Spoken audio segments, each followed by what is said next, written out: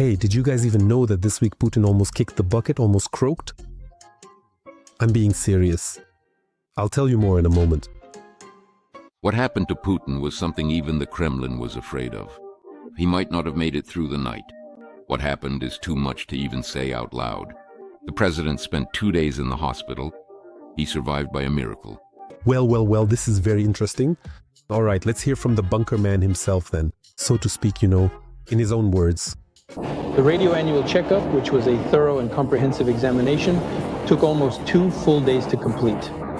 This included an overnight stay at the clinic, where I was carefully monitored and observed by the medical staff throughout the night. He came in around 2 or 3 in the afternoon and left the next day. The word was, everything is fine.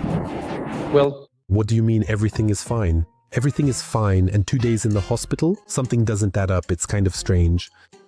The hand issue. Remember Putin's bazooka arms? Putin walkers are last century. Now bazooka arms are in fashion. Online, people are puzzled about what happened to Putin's hands. They look, to put it mildly, unhealthy. Here, former KGB officer Sergei Zhirnov says outright and very clearly that Vladimir Putin is actually preparing himself for the grave.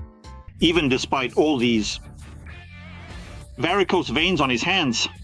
But the main thing is something else. When was the last time you saw Putin in a gym? We saw him a year ago when he entered the gym. Putin was wearing a suit. He didn't get on any of the machines and didn't try to show us anything.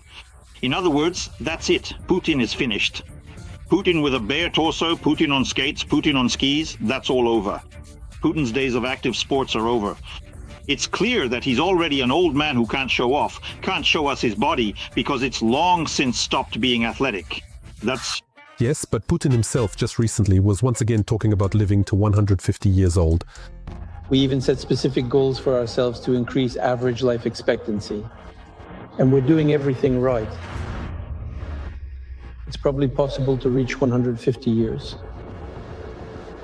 But first of all, it will always seem like it's not enough. I don't know, it's honestly astonishing. He dreams of living to 150 while he's already killed 1 million Russians in Ukraine. What a maniac.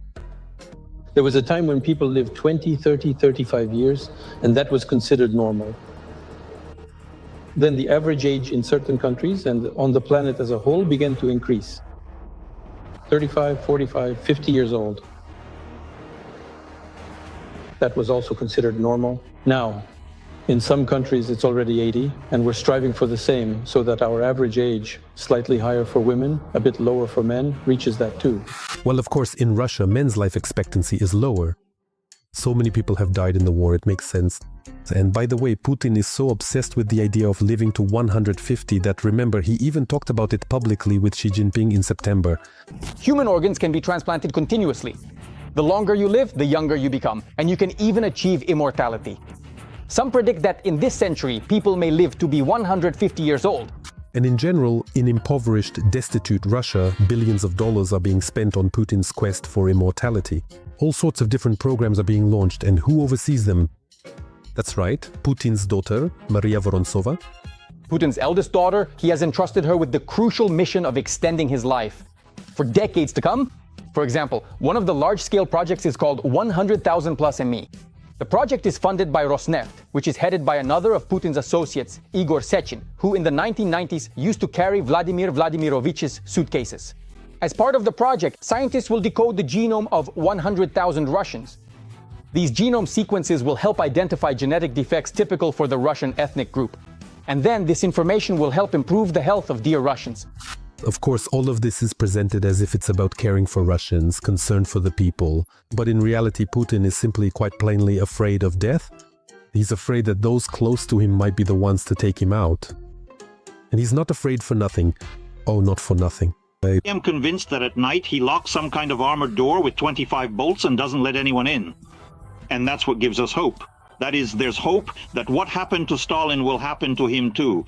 In other words, to put it bluntly, he might have some kind of heart attack, and he could be saved if a doctor was called in time, but he's so afraid that, so to speak, he might not be able to reach the button that opens the door from the inside.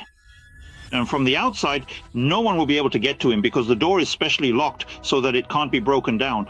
You know, actually, that's not such a bad option at all.